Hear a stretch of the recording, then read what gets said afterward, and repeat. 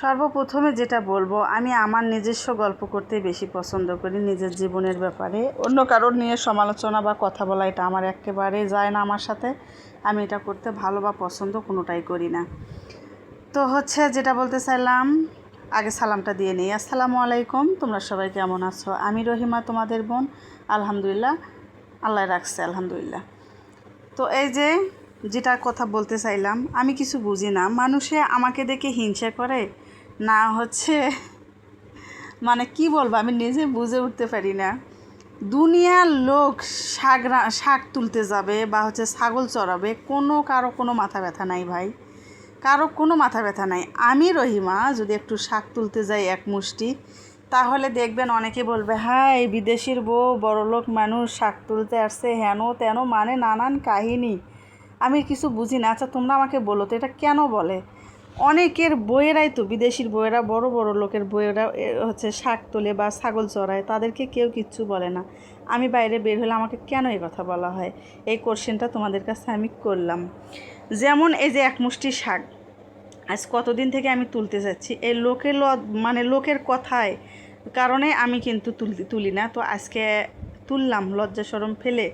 একজনকার প্রজেক্টে ঢুকে, মানে চতুর্পাশে ঘেরা প্রজেক্টটা, ওখানে এক পাশে বাগান। তো সে বাগানে এক নানি সহ গল্প করতে করতে এক মুঠ শাক তুলে নিয়েছি আজকে। এই যেটুকু দেখতেছো এটুকুই। এই ভর্তার মধ্যে আমার কয়েকদিন থেকে এতটা মন চাচ্ছে যে এই ভর্তা বানিয়ে আমি মজা করে একটু ভাত খাবো।